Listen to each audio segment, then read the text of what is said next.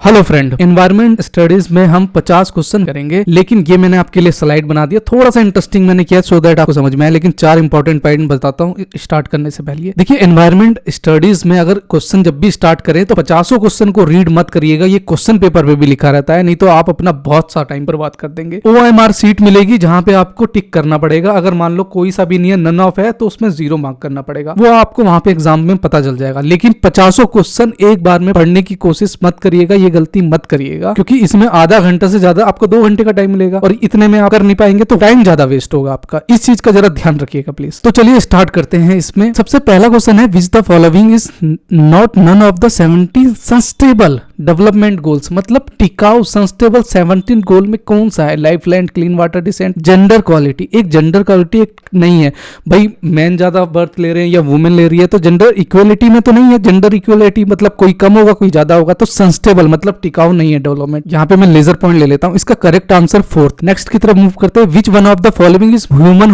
Modify environment. मतलब human के द्वारा कौन सा बनाया गया? तो नेचुरल बात है, हम अपना बगीचा बनाते हैं, तो इसमें जो आएगा आपका ऑप्शन जो रहेगा यहाँ पे ऑर्चर्ड्स के नाम से है, जो बगीचा ये वाला है। ह्यूमन मतलब एक आदमी के द्वारा मॉडिफाई एनवायरमेंट्स बनाते हैं हम। नेक्स्ट देख लेते हैं। Who said the term sustainable developments is an oxymoron. देख, विरोधाभास। विरोधाभास का मतलब एक ऐसी मतलब जिसका 2 मीनिंग्स निकल जाता है। ये सस्टेनेबल डेवलपमेंट्स है जो हरमन डेली ने ये वर्डिंग कही थी। इसका अगर आप संक्षेप में जाएंगे तो इसकी 2 मीनिंग के काफी वर्ड निकल जाते हैं। अब देखिए 4th हम देख लेते हैं। Which one of the following is biotic components. देखिए, बायोटिक कंपोनेंट्स वो चीज होती है जिसमें लिविंग थिंग आ जाती है, मतलब कुछ जान रहता है जो अपने आप बढ़ता रहता है, जो भी है। तो आखिर वो चीज क्या है? तो इसमें आपका करेक्ट आंसर जो है ये सेप्रोटोफस होता है, जो आपने मशरूम खाया होगा वो चीज है। तो ये इसका करेक्ट आंसर फर्स्ट है। 5वां क्वेश्चन देख लेते हैं। Which one of the following statement is correct. देखिए, इसमें स्टेटमेंट में जो दे रखा है, ऑल इकोसिस्टम है वेल डिफाइंड बाउंड्रीज। देखिए, ऑल इकोसिस्टम जो है वेल डिफाइंड बाउंड्रीज है, या ecosystem represent enormous contrast in size and complexity. देखिए, इकोसिस्टम तो हमें पता है कि इकोसिस्टम होता क्या है। इकोसिस्टम अर्थव्यवस्था जिस तरह होती है, रिप्रेजेंट इनोमर्स मतलब विशाल, कॉन्ट्रास्ट इन साइज कॉम्प्लेक्सिटी मतलब दर्शाता है कि कितना ज्यादा वो कॉम्प्लेक्सिटी है। तो उसका एनोमर्स विशाल का मतलब यहाँ पे मैंने फोटोज लगा दिया सो दैट कि आपके में हो। तो इसका करेक्ट आंसर जो है फ्रेंड वो 2nd है। देखिए, विच one of the following is top carnivore. Carnivore का मतलब होता है फ्रेंड मांसाहारी। अब इंसान से ज्यादा तो मांसाहारी नहीं है, इंसान से ज्यादा तो कोई ज्यादा कोई खाते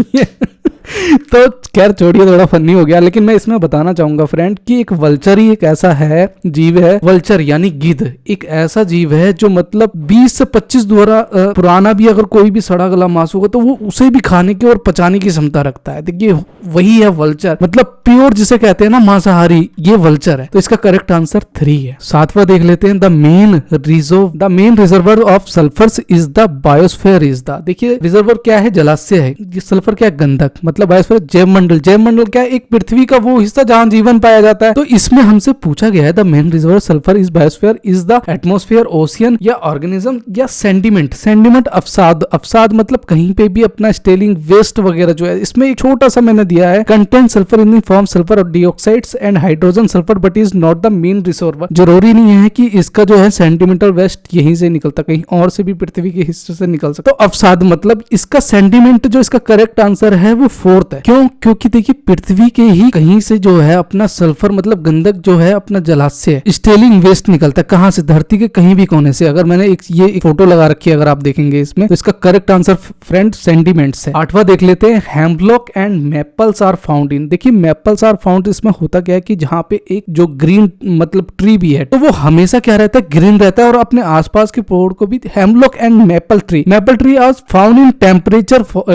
temperate forest which are found in eastern North America, western and central Europe and northern Asia. जो अपने आप को ग्रीन रखता है और पूरे वातावरण में हमेशा, जिसका टेम्परेट एवरग्रीन फॉरेस्ट के नाम से जाना सकता है। 3rd आंसर है इसका, hemlock and maple are found in temperate evergreen forest. ये क्वेश्चन बहुत इंटरेस्टिंग है। 9 on which animals calotes are uromastyx are predatory in the 3rd desert. Desert मतलब आप खाने के बाद कोई भी रसगुल्ला कोई मिठाई खाते हैं, लेकिन ऐसे 2 जानवर हैं जो ये महाशय जी हैं, ये कैलोट्स और ये इसको देखेंगे, ये दो जानवर ऐसे हैं जो अपना खाना खाने के बाद टिड्डियां खाते हैं, मतलब डिजर्ट खाते हैं। तो डिजर्ट में ये जो है ये डिजर्ट लॉकस्ट के नाम से है। तो इसका करेक्ट आंसर ये है फ्रेंड। 10th देख लेते हैं, organism which remains attached to stems and roots of the rooted plants are, मतलब रूट्स का रूटेड प्लांट्स है, मतलब कहीं पे क्या है, मतलब सपोज दैट आप प्रोग्रामिंग आगे पढ़ेंगे तो पेरीफेरी के बारे में पढ़ेंगे, तो रूट्स के आर रूट्स आ रहा है, तो इसका पेरीपाइथन के नाम से है। तो इसका करेक्ट आंसर ये है। 11th में देना था example of fresh water ecosystem. सबसे सिंपल है कि हमें इकोसिस्टम में मतलब फ्रेश वाटर कहां से मिलता है, नेचुरल बात है, रिवर से मिलेगा हमें। 12वां देख लेते हैं, कौन सा ऐसा रिसोर्स है which of the following is non renewable source, मतलब हम रिसोर्स को रिन्यूएबल मतलब उसे दोबारा नहीं बना सकते। तो नेचुरल बात है, जो हमने मिनरल वगैरह इकट्ठा करते हैं, मिनरल डिपॉजिट, उसको हम दोबारा नहीं बना सकते। इसका करेक्ट आंसर सेकंड है। 13 में देख लेते हैं, देखिए इसमें जो है the soil having low organic matters and have low fertilities, मतलब सोइल मतलब मिट्टी के अंदर लो फर्निंग किसमें होता है, जो भी डेजर्ट्स जो है डेजर्ट सॉइल्स के नाम से होगा। The average salinity of sea water, general knowledge की है, सैलिनिटी ऑफ सी वाटर मतलब नमकीनी पानी जो है कितना परसेंट तक होता है एवरेज में, वो 3.5% है। नेक्स्ट देख लेते हैं, ravine land is form due to, मतलब मिट्टी का कटाव जो होता है, मतलब सॉइल इरेजन। यहाँ पे अगर देखेंगे मिट्टी का सॉइल मतलब मिट्टी, इरोजन मतलब कटाव। Ravines are formed by erosion caused water flowings over lands, कोई भी पानी वानी पड़ता है तो सॉइल इरोजन होता है। तो इसका ravine land is formed due to soil erosion, इसका करेक्ट आंसर 4 है। नेक्स्ट देख लेते हैं, which of the following region covers more than 50% plant species in the world, species मतलब प्रजातियां, ऐसी कौन सी स्पेसियां हैं प्रजातियां की जो region cover more than 50 plants में करती है। ट्रॉपिकल रेन फॉरेस्ट है, ट्रॉपिकल डिसीज है, तो इसका correct answer tropical rain forest के नाम से। 17वें में देख लेते हैं, ये भी जनरल नॉलेज के, कि कौन सा ऐसा मतलब which one of the following activity forest does not do the significant role, जो मतलब नेचुरल सी बात है, कार्बन डाइऑक्साइड जो है वो रीजनरेशन नहीं हो सकता इस फॉर्मूले के अकॉर्डिंग पे। तो इसका correct answer friend 3rd number पे है, रीजनरेशन ऑफ कार्बन डाइऑक्साइड। देखिए India needs percentage areas under कितने में,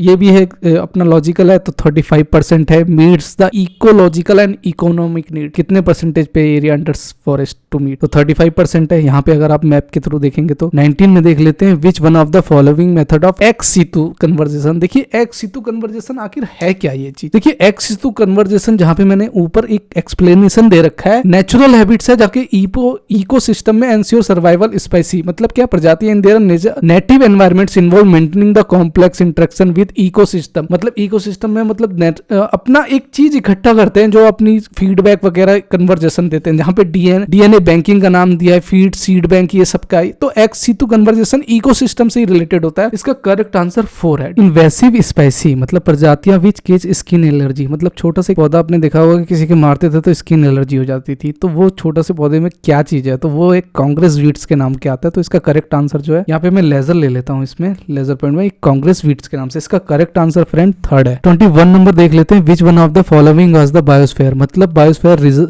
रिजर्व इन इंडिया। देखो बायोस्फीयर मतलब पहले की स्लाइड में मैंने बता रखा है कि that contain all life including humans environment, जहाँ पे मिलती है। नीलगिरी था इसका आंसर। 22 देख लेते हैं, देखिए एक बहुत सी जगह है जहाँ पे एक फ्रेगिकल मतलब नाजुक हैबिट्स में, मतलब एक ऐसा जो पेड़ है जहाँ पे डेसिडस फॉरेस्ट के नाम से हम जानते हैं इसको, इसका करेक्ट आंसर 1 है। Which one of the following जो not consider as fragile habitat, which one of the following is a biodegradable pollutants. देखिए इसमें जो हमारा जो भी वेस्ट वगैरह होता है, इस पे हम कौन सा फॉलोइंग जो है बायोडिग्रेडेबल पॉपुलेंट जो है हम यूज कर सकते हैं, तो पेपर है, नेचुरल सी बात है, इसका बायोडिग्रेडेबल इसका रिसोर्सेज हमारा पेपर से यूज हो जाता है। Which one of the following is A predominantly indoor populate, ये थोड़ा सा लॉजिकली है, इसमें फॉर्मिडेटेड्स है जहां पे इसे कहते हैं colourless flammable and toxics chemical that is known as cause cancer. तो ये थोड़ा साइंस से रिलेटेड हो गया। It is used to many product and process including building material, defence and so on.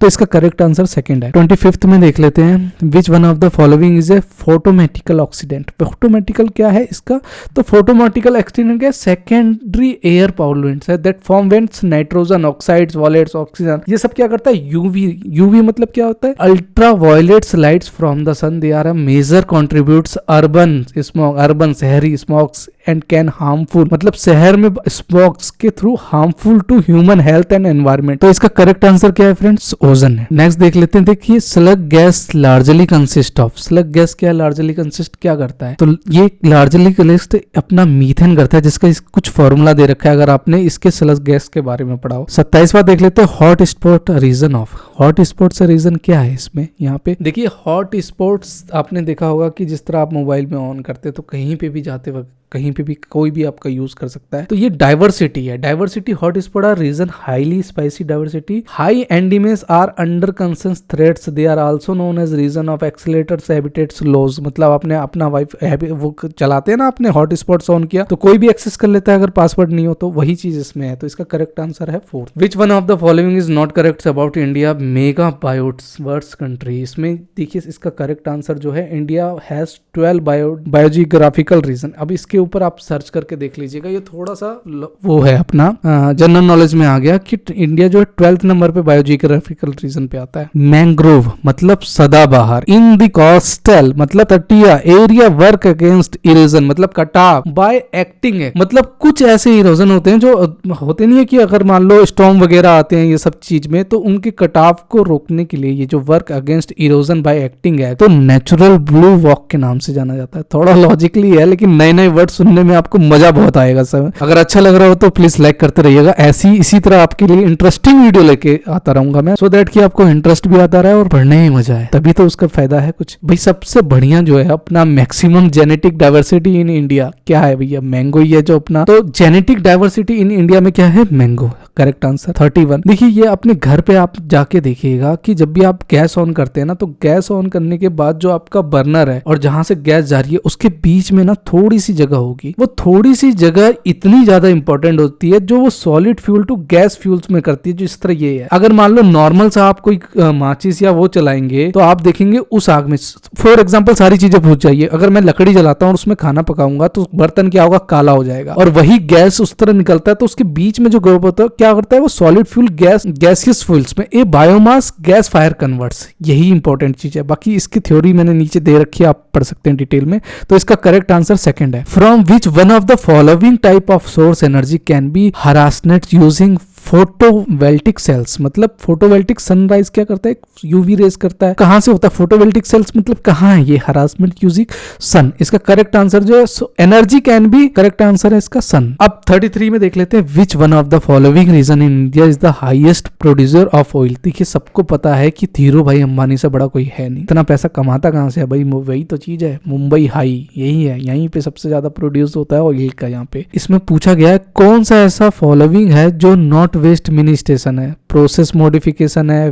Waste segregation है, लैंडफिल है, waste mini. तो इसका करेक्ट आंसर लैंडफिल है। लैंडफिल जो है अपना not waste, not a waste mini station method. Mini station हो ही नहीं सकता इसमें नॉट वेस्ट में, क्योंकि कचरा जो है मैक्सिमम से मैक्सिमम तक होता है। 35 में देख लेते हैं कि ये थोड़ा ट्रिकी है। Which of the following is not a chemical treatment of waste? अब देखिए थोड़ा लॉजिकली आ गया केमिकल ट्रीटमेंट। देखिए थर्ड आंसर मैं पहले बता देता हूँ, कंडीशनिंग है। केमिकल ट्रीटमेंट कैसे वेस्ट में नहीं है? तो वो मैं बताता हूँ केमिकल ट्रीटमेंट कैसे वेस्ट में नहीं आ जाता। मैंने एक ऊपर फोटो लगाई है, देखिए एक बिफोर कंडीशन है और एक आफ्टर कंडीशन में लगाया है मैंने, कि मैंने उसमें कंडीशन दे दी लेकिन इसमें नहीं दे दी। क्या मैं ये केमिकल ट्रीटमेंट में कर सकता हूँ? भैया जितना वेस्ट निकलेगा उसमें कंडीशन कैसे देंगे? तो is not chemical treatment of waste. थोड़ा डीपली है, थोड़ा डीपली समझिएगा। तो इसका करेक्ट आंसर जो है थर्ड है। कौन सा ऐसा जो अपना वेस्ट होता है डिस्पोजल जो न्यूक्लियर के लिए हम इसमें यूज करते हैं? जो मोस्टली जो होता है डिस्पोजल अपना अंडरग्राउंड डिस्पोजल होता है। अंडरग्राउंड मतलब आपने देखा होगा कि पहला का अगर जनरल नॉलेज आप जानते हैं तो एपीजे अब्दुल कलाम ने जो अपना पहला साइंटिफिक जो न्यूक्लियर अपना परीक्षण किया था वो कहाँ किया था? वो अंडरग्राउंड में ही किया हुआ था, क्योंकि अंडरग्राउंड में जो उसके तत्व ये सब सारी चीजें होती हैं वो इधर से उधर जाने की जगह जो है आपको अंदर में मिल सकते हैं। तो underground disposal is the correct answer. Which one of the following method mostly used for disposal for of nuclear waste? अगर आपने बाहर कर दिया तो भैया कहाँ जाके गिरेगा भगवान जाने, और कौन खाएगा, कौन क्या करेगा और कौन उठा के ले जाए। तो इससे बढ़िया है ना कि मैं न्यूक्लियर का जो यहाँ पे अगर साइन देख रहे हैं जो वेस्ट मैं यूज करूंगा तो डिस्पोजल की तरह, मतलब चाय पीते हैं और उसको फेंक देते हैं, क्या है? डिस्पोजल है। कहीं ना कहीं पे उसको कोई कचरे वाला उठाता है और फिर कहीं ना कहीं इकट्ठा करके उसका डिस्पोजल का यूज दोबारा हो जाता है। वो पॉली है, डिस्पोजल है, दोबारा यूज हो रहा है। ठीक है 37 देख लेते हैं। Which one of the following statement related to waste management is true? देखिए इसमें टॉक्सिस रेफर है, ऑयली स्लज है, population control facility not generated, hazardous waste, सबसे खतरनाक वेस्ट जो होता है पेंडेमिक में जो हुआ था कि जितने भी अपने सब वगैरह जितने भी बॉडी वगैरह मिल रही थी, देख रहे थे कैसे इधर से उधर जा रही थी, फेंक रहे थे। तो इसका करेक्ट आंसर फ्रेंड थर्ड है। Which one of the following is related to climate change. अब क्लाइमेट चेंज में दी क्योटो प्रोटोकॉल, इसमें क्लाइमेट चेंज में क्या है, क्योटो प्रोटोकॉल है। थोड़ा सा logically and international agreements that call individually national significance reduce green house gas economics. ये थोड़ा अपना साइंस से रिलेटेड हो गया, लेकिन करेक्ट आंसर इसका क्योटो प्रोटोकॉल है। नेक्स्ट देख लेते हैं 39 में, the ozone layer is a represent in which of the following rays of the atmosphere. अब ओजोन लेयर क्या है भाई, ओजोन लेयर में देखिए इसका 15 से 20 है, तो ओजोन लेयर यहाँ पे है जो अपने इसको प्रोटेक्ट करता है अपना। Ozone layer is a shield of ozone gas storage protect UV rays. आपने देखा होगा चश्मा पहनते तो यूवी रेज के लिए होता है कि यूवी रेज को प्रोटेक्ट करेगा, तो इसका करेक्ट आंसर है थर्ड नंबर। 40 नंबर पे भी यही है कि जिस पे जिस तरह देखेंगे कि मोतियाबिंद हो जाता है, कौन सा केस है जो मोतियाबिंद में हो जाता है, तो वहां पे अल्ट्रा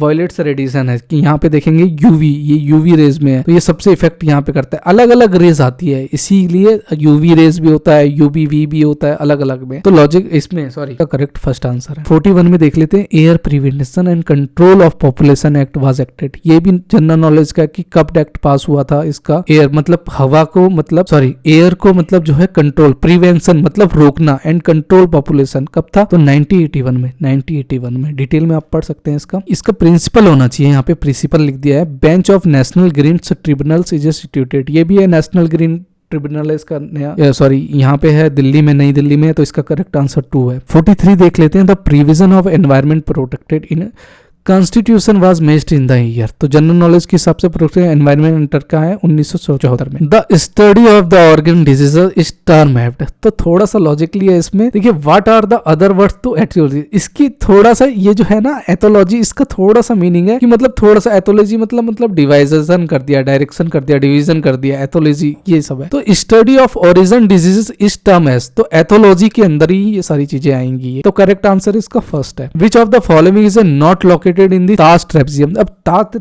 ट्रेपेजियम है क्या, इसमें होता है कि चतुर्भुज में इसमें पूछा है brick kiln Mathura oil refining gas factories Firozabad are located within the TTZ. जो इसका करेक्ट आंसर है वो शुगर मिल्स ऑफ सहारनपुर है, जो इसके लोकेटेड में नहीं है। ताज ट्रेपेजियम मतलब चतुर्भुज के अंदर में नहीं आता। भैया मेरे को तो इसका आंसर अलग अलग जगह पे दिखा, लेकिन मेरे को पता है कि फ्लोटिंग मतलब बाढ़ सबसे ज्यादा कहाँ पे आती है, तो इंडिया और चाइना सबसे ज्यादा पॉपुलेटेड है, तो मैंने इंडिया और चाइना लिया है। अगर अलग अलग भी सर्च मारेंगे तो इसका ग्लोबल डेथ की काउंट में अलग अलग इसका जो है एज अ मतलब करंट अफेयर में चेंज होता रहता है। करंट अफेयर क्या है कि आज प्रधानमंत्री आज है, परसों कोई और बन गया, हमेशा गिरते रहते हैं, तो करंट अफेयर में कोई भी चेंज हो सकता है। ठीक है। 47 में देख लेते हैं साइलेंटली वैली। तो साइलेंटली वैली कहाँ है, नॉर्वे ऑफ द रिवर में आपको पाया जाएगा, यहाँ पे जो केरला में है कुंती रिवर के नाम थे, तो इसका करेक्ट आंसर 4 है। 48 देख लेते हैं, which one of the following community does not have a strong sense of stewardship. तो देखिए इसमें क्या है कि पूछ रहा है हमसे कौन सी ऐसी कम्युनिटी है जो स्ट्रॉन्ग सेंस नहीं रख सकती है। तो इसका सबसे सटीक आंसर यही है कि अर्बन कम्युनिटी है, शहरी। क्यों, क्योंकि देखिए जनजातीय समिति भी इसकी कमेटी और पारंपरिक कृषि समाज, देहाती समाज, तो इसका जो है मतलब does not have a strong sense. Urban में आप रखेंगे, शहर में रखेंगे, तो इसकी मतलब शहर में तो बहुत लार्ज है, कोई फॉलो कर रहा है कमेटी, कोई नहीं कर रहा है, तो इसका कोई स्ट्रॉन्ग सेंस नहीं पड़ता है कमेटी का। वहीं पे जनजातीय, पारंपरिक, देहाती, इनकी अगर मान लो कोई भी कमेटी वगैरह बनाएंगे तो वो एकदम स्ट्रॉन्ग सेंस तो रखेगा ही रखेगा। तो इसका करेक्ट आंसर फर्स्ट है, अर्बन कम्युनिटी। अब holding meeting in a remote area. अब इसमें क्या है, holding meeting in a remote area, geographical iniquity, procedure iniquity. तो इसमें प्राकृतिक असमानता है, मतलब क्या है कि रिमोट के जरिए जो है इनइक्विटी, असमानता है, मतलब आपने मीटिंग वगैरह करे कि उसके जरिए जो है होल्डिंग मीटिंग ने रिमोट, उसके जरिए आप प्रोसीजर अपना जो है आगमन मतलब असमानताएं जो है जारी कर सकते हैं। तो प्रोसीजर इनइक्विटी इसका आंसर होगा। लास्ट देख लेते हैं, द मेन सेंटर जो है अपना एनवायरमेंट इंफॉर्मेशन सिस्टम, तो इसका भी करेक्ट आंसर अपना न्यू दिल्ली है। तो फ्रेंड मैंने बीसीए से रिलेटेड मैंने सारे वीडियो वगैरह बना रखे हैं और प्लेलिस्ट में एकदम डिटेल में समझाया हुआ है, सो दैट कि आपके एकदम पूरा आपको क्लियर हो जाए। कोई भी डाउट हो तो मेरे को कमेंट करिएगा। बाकी फर्स्ट सेमेस्टर, सेकंड सेमेस्टर इसी तरह मैं वीडियो डालता रहूंगा, जो सबसे हार्ड सब्जेक्ट होंगे ना मैं उसको पकड़ूंगा, सो दैट कि आपको जो है कहीं एकदम प्रॉब्लम एक भी ना हो। अगर कुछ भी प्रॉब्लम है तो मेरे को कमेंट करिएगा, मैं डेफिनेटली उसका रिप्लाई अप्लाई करूंगा, बिगिनर से लेके मैं एंड तक एकदम, मतलब ये है कि एमसीए तक मैं पूरा आपको एकदम ट्रेन कर दूंगा। ठीक है, तो अच्छा लगा तो लाइक करिएगा, कमेंट करिएगा। तो मिलते हैं नेक्स्ट वीडियो में, तब तक के लिए बाय बाय।